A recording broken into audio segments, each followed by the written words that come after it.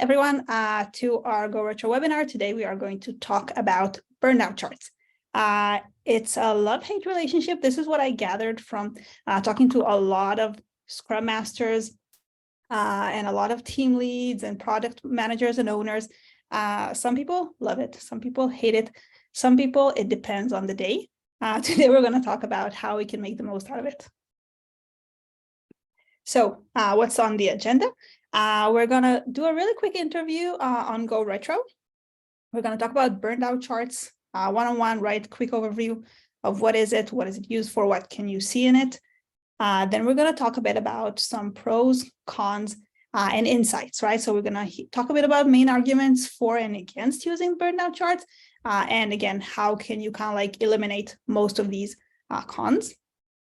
And then I'm going to kind of like divide it, the analysis of the Burndown chart to mid-sprint. So what can you learn and take out of actionable immediate steps you can take during the sprint, and then end of sprint analysis, what you can learn from your Burndown chart patterns, how you can prepare for effective retrospectives as well. So a lot of people wait for the end of the sprint to look at the Burndown charts and learn from it, but I definitely think you don't have to do that. You can learn a lot and improve a lot during the sprint as well. And then, of course, we're going to have time for questions and answers. If you do have questions while I'm talking, then please feel free to start typing them down. If I can, I'll read them already and try to answer while we're speaking at that subject specifically. If not, I'll get to it at the end. Don't worry. Okay, so the team at Go Retro, the team behind Go Retro is actually called Acumen. We're a team of developers who are facing some of the most common challenges developers face, right? Like everyone, we want to deliver more and faster. We overplan or underplan sometimes. We don't get enough of our retrospectives. And then in order to really identify what we're doing wrong and improve continuously, so we decided to take action. We started with the most important ceremony, and that was the retrospective, but today Go Retro really offers kind of like one-stop shop for everything you need to plan sprints better, monitor them, and retrospect them as well. Okay, now that we got that covered. So Burndown Charts one-on-one. This is a screenshot I got from Jira. I'm sure some of you know some different examples, but basically most of them look really, really similar. What you can see is the remainder of the work, how much work is left for your project or for your sprint, right, to complete. Typically, those are used for agile project managers, right, product managers, scrum masters, dev team leads, right, really depending on your organization or the team. And the idea is to keep work on schedule, identify issues as soon as they appear.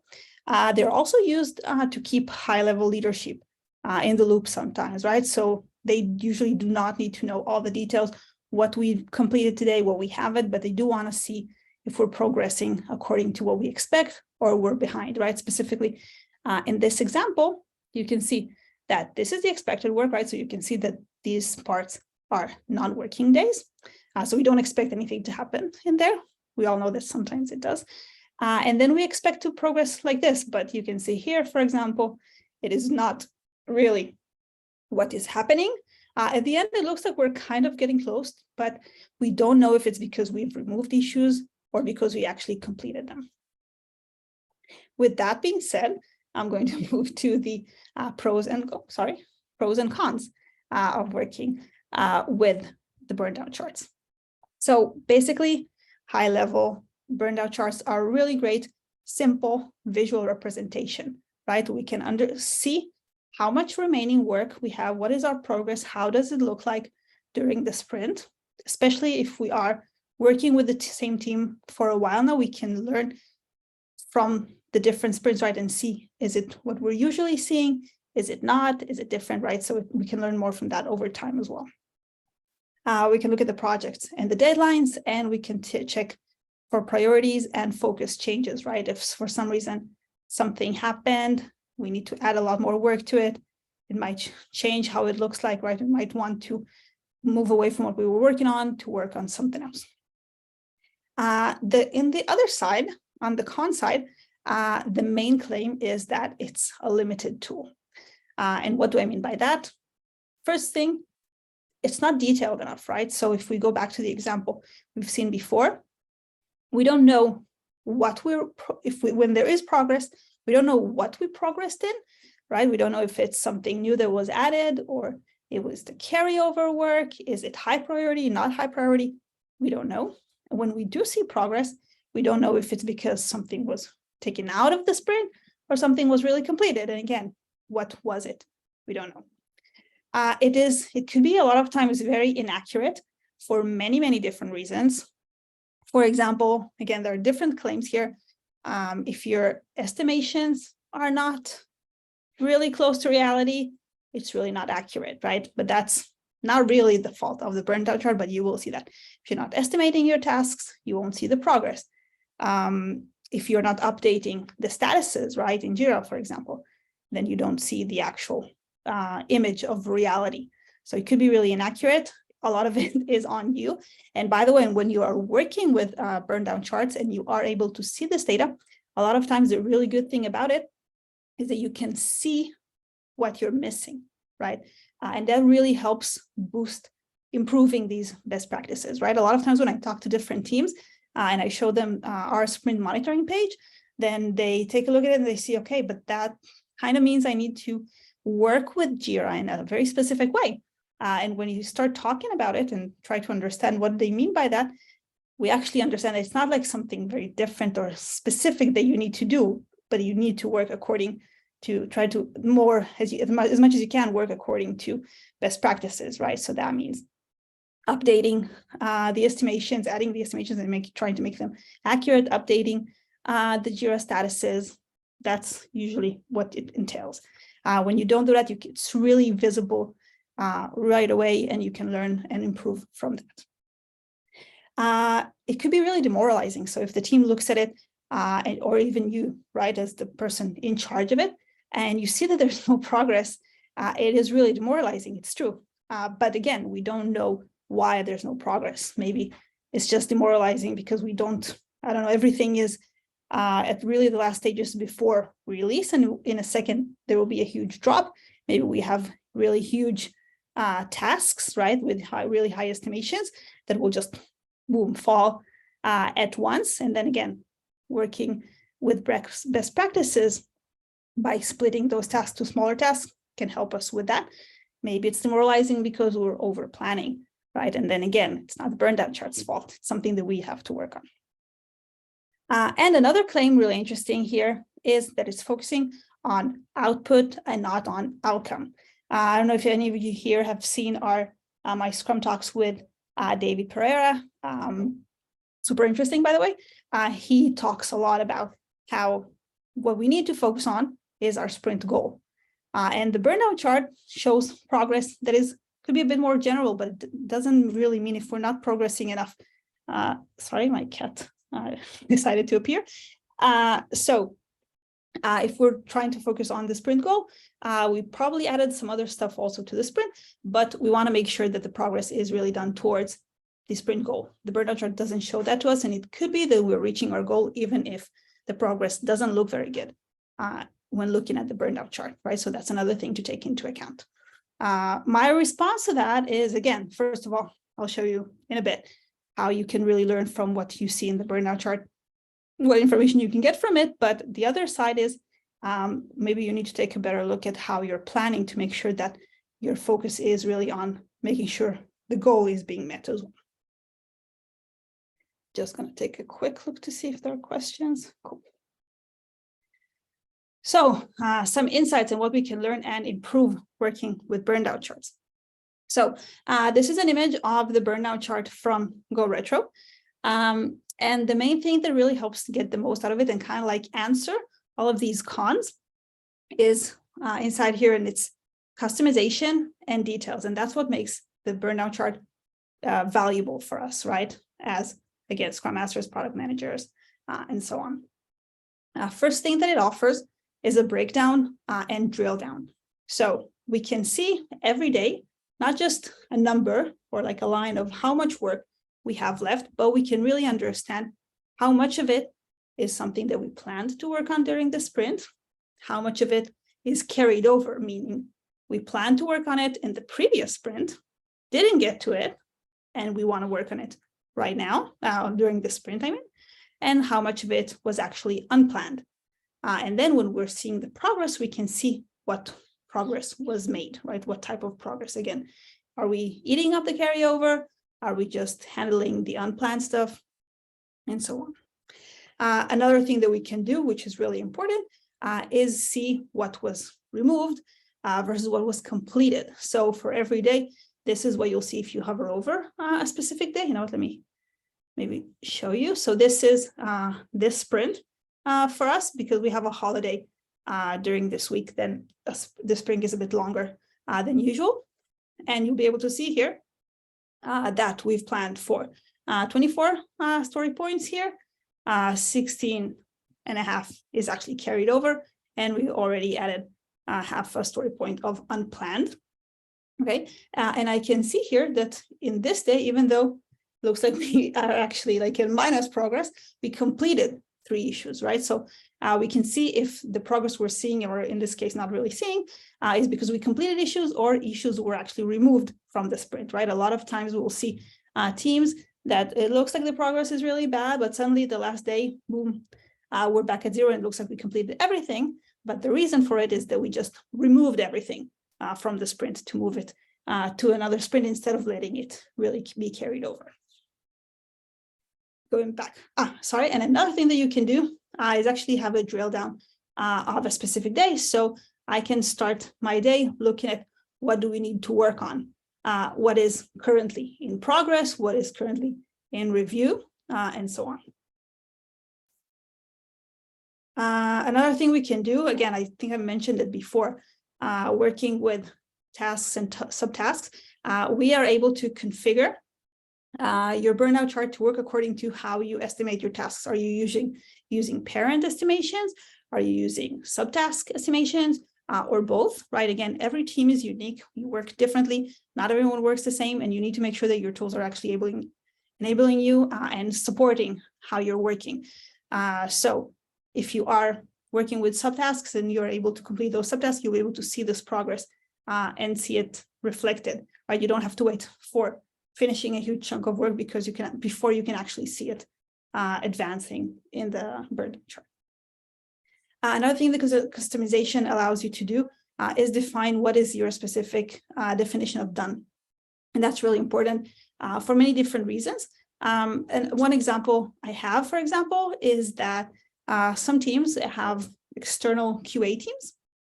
And then in their eyes, right, and I'm not going to comment if I think it's a good idea or a bad idea, but for them, once this task is moved, a task is moved to the QA, it's something that is out of their hand, and for them, the issue is completed and it's done, and they don't want to see it. They don't want to wait till the QA is done with it before they can see the progress being made.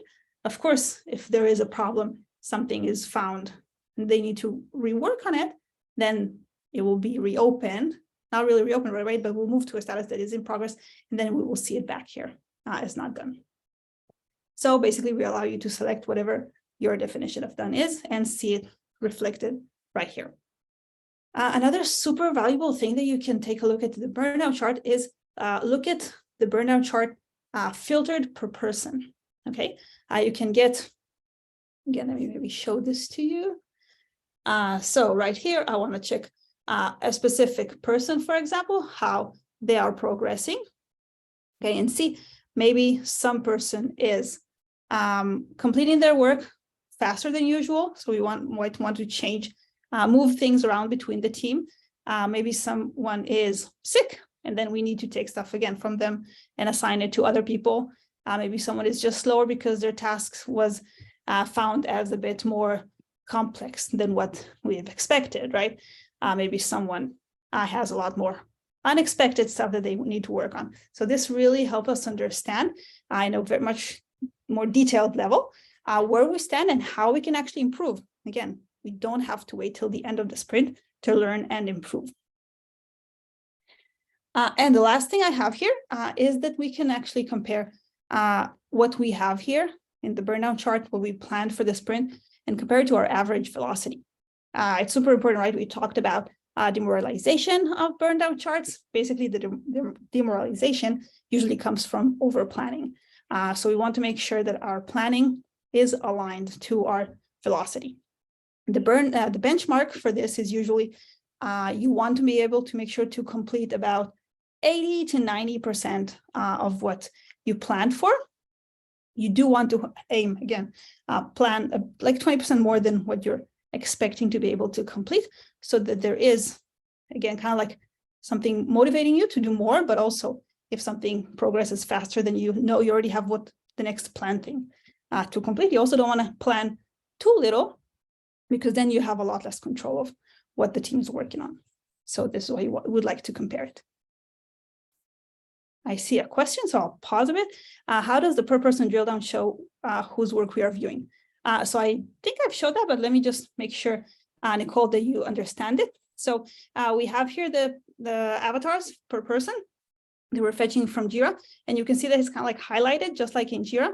Once I uncheck it, then we'll see it's everyone, and once I select a specific person, then it will be filtered. Of course, I can filter. I can select multiple people, and I can also create a filter. If I have like sub teams, then I can also do that and create a filter for that sub team.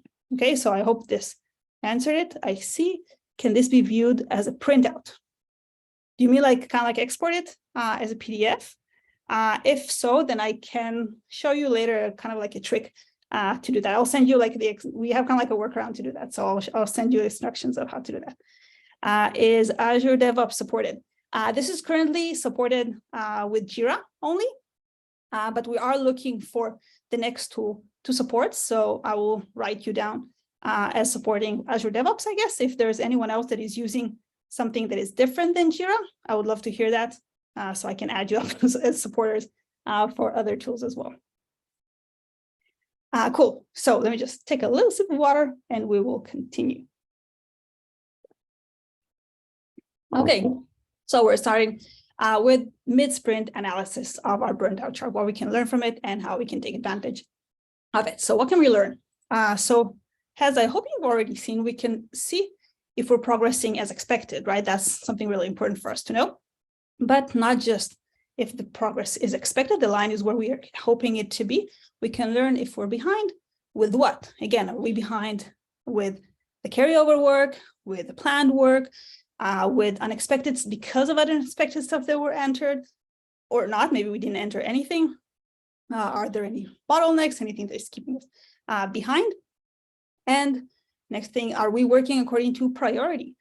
So again, I don't know if you've seen it, but when I see, when I look at the drill down of today, I can also see the priorities here. So if I want to filter here, sort by status, I can look at the priorities of the things that are at work, the things that are still in the backlog or waiting to be worked on, and make sure that there is nothing that pops into my eye that is unexpected, right? Do we have some high priority stuff that are not being touched while other lower priority stuff are being touched or not? So super important to take a look at that. Another thing we can learn exactly from what I've just shown you, do we have too much prioritization, right? Are we working as a team on too many issues as specific individuals in the team, right? We all know developers really suffer from context switching. So I do want to make sure that I don't have people working on too many things at the same time. Usually it doesn't work. There's no reason for it. So unless something is already in review or blocked, I would like to make sure that they're not working on too many things. They don't have too many things on their plate that are already in progress. And I think the most important part here for us as the people in charge of what's happening here and the results we're delivering at the end of the sprint, do we need to raise flags, right? So all of the things above that I mentioned here are stuff that we can do and learn to try to improve the situation. But at some point we have to, face the music and say, okay, we are not going to make this deadline. Let's see, and we need to let the other stakeholders know. We can still try again to optimize it and see what we can push, what we should remove from working on right now, maybe change some focus. But if we identify that we're not making it, we need to raise flags on time, because these are commitments that we are making to our, if it's the users, right, paying customers, if it's other departments in my organization, we definitely need to raise those flags. Okay, checking for questions. Perfect. So moving to end of sprint analysis. And what I want to start with is burn down patterns. This is, I'm going to show like 3 patterns I think we'll have time for, but we do have a great article that talks about a lot of other patterns as well and a lot more detail as well. I will share the link for this article with you as well. So you'll be able to see more, read more on that if you're interested. The first thing I chose to talk about, I think everyone saw it at least once in their life, and it's really depressing. This is the never-ending sprint, right? I think, again, we've all been there. If you haven't, then I'm happy for you. Actually, I recognize someone in our audience that is usually not familiar with that. So what's happening here? Why is this happening? So usually it's caused when we're over planning, right? It could be that we didn't really try to over plan, but we actually underestimated some of our tasks, or maybe we're missing estimations and then it's just not visible, right? You can see here how much the planned work is actually grown, and that it feels like really unintuitive, but if we understand that something we first estimated as 2 story points suddenly became 8 story points, that has a really big effect on how our sprint is going to look like. All right, so this is one reason for it. Another reason for it is focusing on some unplanned work instead of the planned work. And then again, we can see without drilling down, we won't be able to know if we're making progress here or we're adding more and more unplanned work. So this could also cause us to not complete the sprint. Now you can imagine how the next sprint is going to look like with all the carried over that we're going to have from this. What should we do and how can we avoid it or improve the situation? First tip I have for you is definitely calculate your capacity. We do have our capacity calculator that you can use, but there are different tools that you can use as well. If we'll have time and someone wants to talk a bit more about that, I can get to that as well. So we want to make sure that we are planning a realistic sprint, a sprint that, again, is not demoralizing, that the team can actually accomplish. Another thing that we can do is basically kind of like compare what we've planned again to our average velocity to make sure to have like a ballpark understanding if this makes sense or doesn't make sense. So these will work for the over planning part. If the issue is underestimations or missing estimations, then definitely we have to see how we're working on the estimations to improve them. 2 things I suggest doing here. First thing is to take a look at big discrepancies that you have, either in the retrospective meetings or even as a separate initiative, and see what you can learn from that and how can you improve, right? If we expected something to be, again, 2 story points and suddenly blew up to 8, there's probably something that we can learn from this and make sure that this either doesn't happen again or at least isn't as bad the next time. The other thing we can do is use something like planning poker to improve the estimations and make sure we understand better the complexity of the task before it's entered the sprint.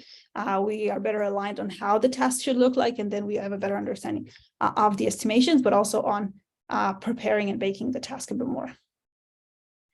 Other thing that is really common to do is leave a buffer, right? So if you know that, for example, you usually have some sort of amount of unplanned bugs that will be entered the sprint, definitely leave a buffer to do that as well, so that if you do have that, you're not just stuck and left behind with all of your planned work. And another thing, again, that I think is a bit less relevant anymore, but move to shorter sprints. So this example has 3 weeks sprint. I think most teams I talked to today are doing 2 weeks sprint.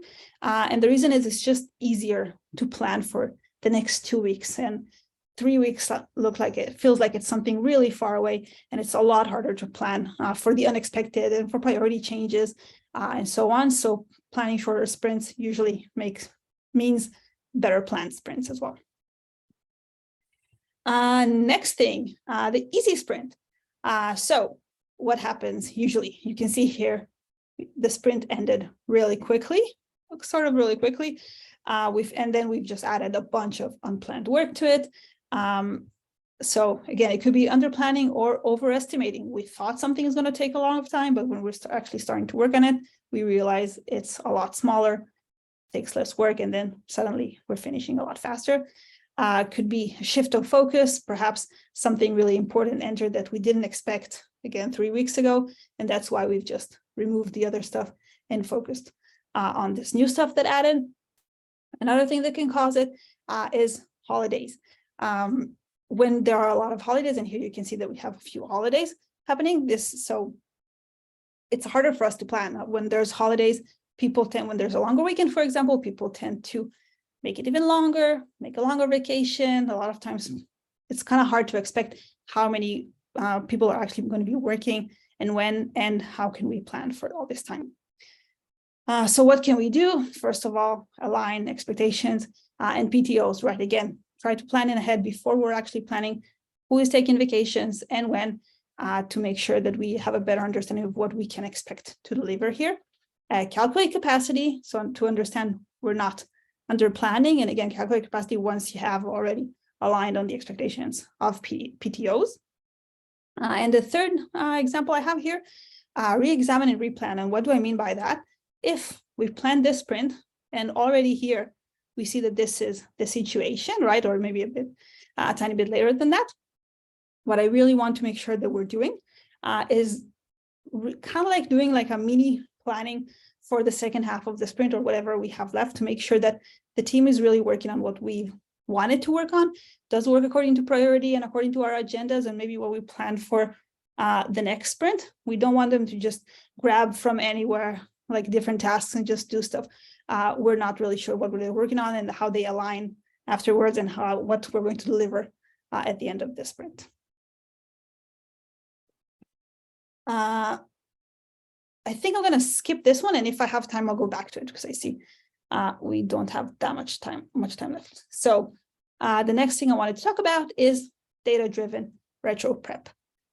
Basically, again, to remind you all, we're right now at the end of sprint analysis, and this is when we can't have any effect on how the sprint is going to look like. It already ended, but we can learn a lot from what happened during the sprint and what we want to improve. Now, we can just go to the retrospective and hope the team identified the issues that happened and is going to raise them during the retrospective. Right, we can hope that they will do that. We can bring them up on our own. We can try to share and take a look at the Burndown chart and at the data together.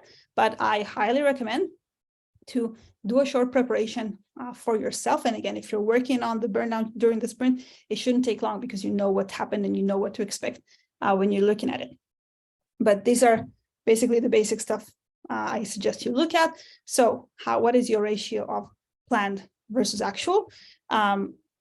Just to show you here so you can see that really easily here. At any point of the sprint, notice this number can actually be higher than 100%, right? If we added more work to the sprint, then we are going to reach a lot more than 100%, or we can get to less, right? That also happens. Like I mentioned, the benchmark where we would like to be what considered a really good sprint is around 80 to 90%. And from the plan versus actual, right, what we've actually completed or didn't complete, we want to see what is it that wasn't completed or was completed. Did we finish what we planned to? Is it the unplanned work that we focused on, or we're leaving a lot of it to the next sprint? Do we want to carry over the unplanned work to the next sprint or not? Perhaps it was something we were hoping to get done now, but now we have a new set of priorities and we don't want to carry that over. And what happened to our carryover? Did we complete it? Are we going to carry it over again? Notice that a lot of times tasks or issues that are being carried over for more than 2 sprints, they tend to just get abandoned.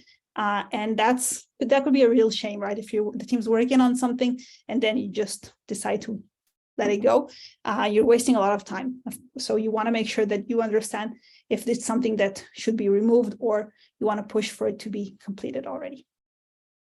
I want to take a look at kind of like understand what is our new carryover, how much we're leaving to move on to the next sprint, right? How is that going to affect our next sprint and the planning for it? And what is unresolved issues status? Okay, this is something really important. So again, let's say that this is the last day of the sprint. I want to understand what's happening here. Do we have most of the things that were still unresolved as like review? So it just requires to finish the review or the testing, and then it's all released, right? A lot of times I see teams that the Burndown chart doesn't look really good, but they say, it's, you know what, we have a release the next day, and then everything will look much better. So you want to understand how much of it is actually going to be like demand, how much work it's actually going to be demand for our next sprint, and how much isn't. So we want to understand what's the status here. And again, want to make sure that we are not bringing too many things that are in progress to the next sprint. We want to make sure that it's either like really in the end, or maybe just waiting to be progressed again, to kind of like avoid or minimize the context switching. And here are some examples that I have. So these are examples that were generated from our Joker cards. The Joker, basically what it does, it analyzes your Burndown chart and other sprint monitoring data and generates this for you. So then you don't have to be like the bad guy bringing these issues up. But again, you can also add these cards to make sure that, again, these topics are being raised. People are talking about what is really happening in the sprint and not just gut feeling. So some examples here. 9 tasks were left in review status at the end of the sprint. Anything you can do to avoid this extra carryover, right? So again, we've talked about this. What can we do to not leave this as carryover? And we can make sure that we are completing this on time and delivering on time. In this sprint, you completed only 9 out of the 12 critical tasks. And we're trying to ask ourselves what kept us from completing all of them, right? Maybe the priorities weren't really accurate, and that's why, and it's fine with us. Or maybe we need to make sure, try to put a better focus on making sure we're actually completing the higher priority tasks first. What's happening with our carryover, right? So 16 tasks, which is 40% of the carryover, wasn't completed and will be carried over to the next sprint. Like I mentioned, tends to get abandoned, so we really want to avoid it. 21 tasks were left in intermediate statuses at the end of the sprint. So, right, something that is in progress, and asking if we're picking up too many tasks in parallel. From 2 other examples, I'll just go over them quickly. 8 unplanned tasks were completed, but 10 planned work was left uncompleted. Did you pick the right tasks to work on? And something about unplanned. So we've added 30 stories mid-sprint, which is almost double than the previous sprint. So what can we do to improve our planning in the future? Okay, so all these things is something that could be really actionable. We can learn from as a team and try to decide on action items to take to improve this for the next sprint. Okay, of course, I'm sure you have other examples as well. If you want to share them with me, it'll be really cool. I will. Time for questions if there are any. I don't see anything waiting for me. So while I'm waiting for you to add questions, if you have, I will already say thank you for joining me today. And I don't have a slide for up next yet for the next webinar, because we actually have a short holiday break now. So we didn't define our next topic. So I want to ask you if you have examples of what you want to talk about, what you want me to talk about, or interview someone to talk about. Let's see, questions. How to get everyone engaged in the retro meeting. I'll get to that in a bit. And how often are updates and new releases for Go Retro. So we have new releases, small releases, a few times a week, sometimes, depends. When we do try to update once a month with kind of like a post on new features. So we collect a few new features and share them together. I hope everyone saw that we've completely redesigned our dashboard and it looks a lot cooler now. So maybe I'll show that in a bit. How to get everyone engaged in the retro meeting. So actually the example that I showed here of these cards is a really great way to get people engaged in the retrospective. When they see this data, a lot of times they always have to make a comment. It could be that this data is not accurate and try to make excuses of why this happened. It could be that they're really trying to learn from it. In any case, it really helps increase engagement and really make sure we're talking about what really matters. If there are no other questions, I can show a few other tips as well. The Joker cards are auto-pulled from Jira. that's the question, sorry. The Joker cards are being generated from the Jira data that we have in Go Retro. We have to trigger them for you. So if you want to get those and you do have your Jira connected to Go Retro, all you have to do is share with us your next retro date and you will get a set of Joker cards straight to your next board. Okay. Just a quick show of what we're missing here. So the Joker cards, what the examples I've had here are just based on what we can learn from the Burndown chart, but we have a bunch of other stuff here, like the work done by type, bugs that were added mid-sprint, velocity over time, and I will just share my favorite part here, the state progress bar, which shows, so you can learn from not just how much the actual cycle time was compared to the estimations, but why. Here, for example, I can see that it didn't sprint. Most of the time for a lot of issues went on the gray part, which is for us here to test. So I can learn from this and see maybe there is something that is slowing us down in the testing part, right? So we can improve that and that can shorten our cycle. Again, data is a great way to show engagement if I don't see other questions. So I can take you to our new and really, really cool dashboard that shows a few things that you can do to increase engagement. I do want to see that we have another question that might be more related to what we're talking about. So how to tell managers that you need less story points during the planning. Okay, that's a really great question. The best way to do that is, again, to have a calculation of your capacity compared to your actual velocity. So how do you do that? I'll show you quickly. So if you go to our dashboard, you can see that you can create a capacity calculator. Let me see if I have one that's already ready to save some time.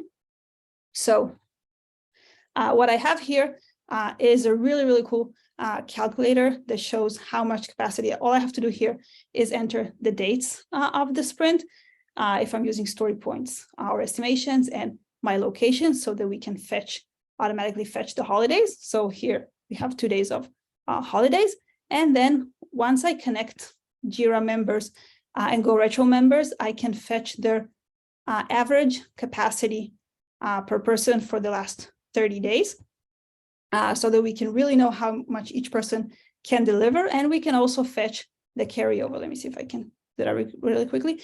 So we can also check the carryover here, import capacity.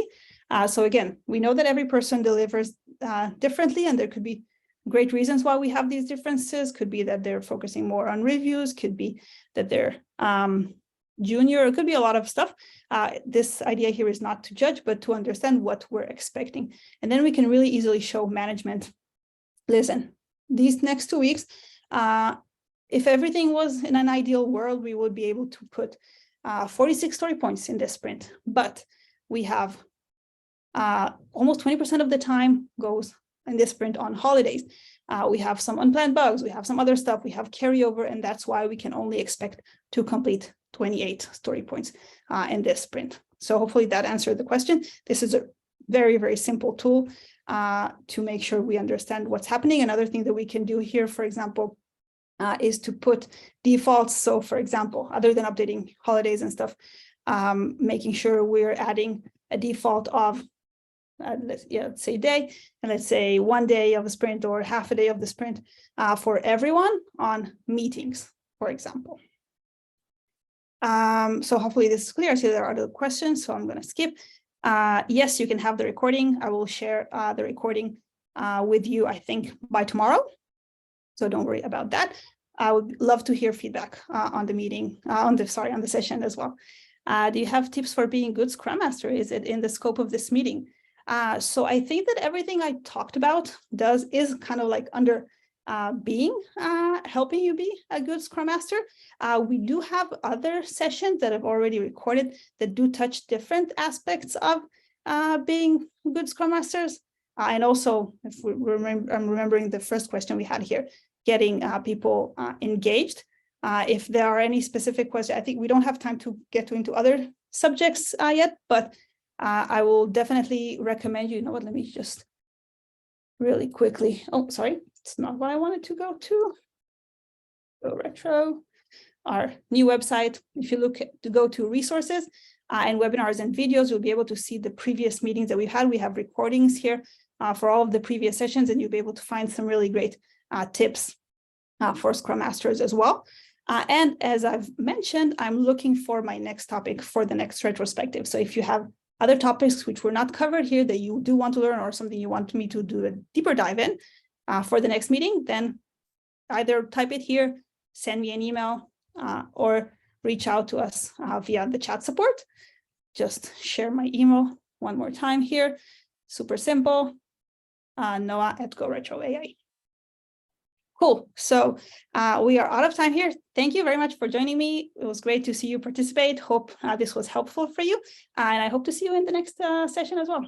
Have a great rest of your day. Thank you.